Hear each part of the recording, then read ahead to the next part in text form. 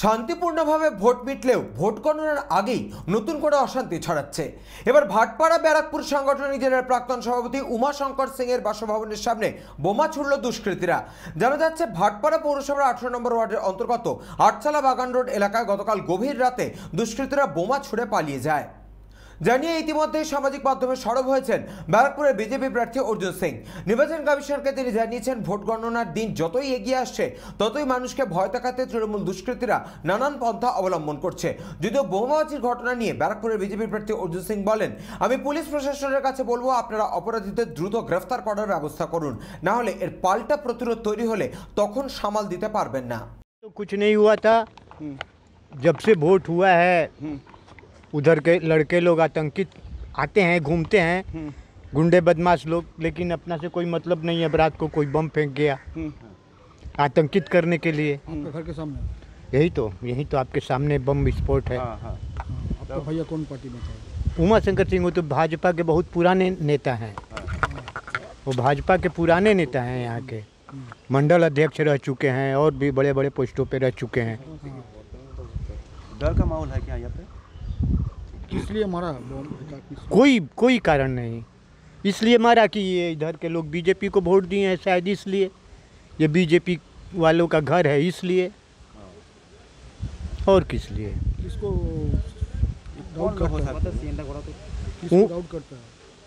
Doubt इधर TMC के कुछ गुंडे हैं, वो माने टीएमसी क्या बोलिएगा, वो टीएमसी के गुंडे हैं, पोस्टपुत जो चोरी चमारी वगैरह करके कमाते हैं। टीएमसी के नेता उनको पोसते हैं और वो लोग अपना मनमानी करता है। कितने बोमा फेंका है? यहाँ तो एक ही बमा शायद दिखाई, एक ही फूटा था ना, एक ही बमा दिखाई पड़ रहा है। घर के सामने बम फेंका, पुलिस को बताया कुछ? हाँ, पुलिस आई। पुलिस आई थी। सीसीटीवी कैमरा है यहाँ पर? सीसीटीवी कैमरा है। है। डर का माहौल है आपका?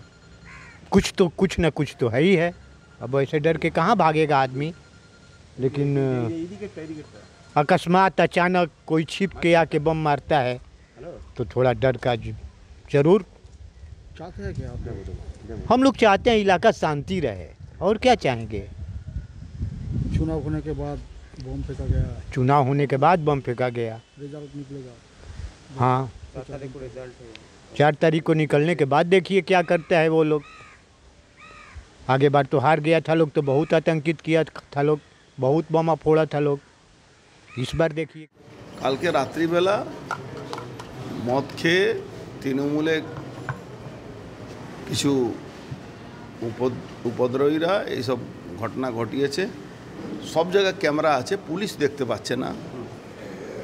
আমি আপনাদের মাধ্যমে পুলিশকে বলবো, কে এইগুলো যদি বন্ধ না করাতে পারেন তো কালকে যখন এর রিয়াকশন হবে তার দায়ী কিন্তু পুলিশকে নিতে হবে। আর নাহলে ইমিডিয়েট ক্যামেরাটা দেখে কারা বম মেরেছে তাকে অ্যারেস্ট করুন। আর যদি না অ্যারেস্ট করুন তাহলে খোলা ময়দানে লড়াই হবে। কোনো উপায় নেই, আমাদের কাছেও কোনো উপায় নেই, ব্যাগ ফুটে যাওয়ার আমাদের কাছে কোনো জায়গাও নেই। উমাশঙ্কর সিং আমাদের রাজ্য নেতা আছেন, তার বাড়ির সামনে বম পড়েছে। তা এতে এরা ভাবছে কি এতে কোনো লোক ভয় পাবে। এখানে ভাটপাড়া লোক ভয় পাওয়ার জন্য জন্মই নেই, তার জবাব পেয়ে যাবে। জবাবটা কিভাবে দিতে হবে সেটাও আমরা জানি। পুলিশ যদি এটা নিয়ে না এগিয়ে যায় বা না অ্যারেস্ট করে। আপনার বাড়ির সামনেই তো, বেশি দূর নয়। না, আমার বাড়ির সামনে নেই, কিন্তু আছে। আর তৃণমূলের কাছে তো এর ছাড়া কোনো অস্ত্র নেই, কিন্তু এটাও আছে। যারা করছে যদি না ধরে তাহলে আমরা আমাদের ব্যবস্থা নিয়ে নেব। অসুবিধা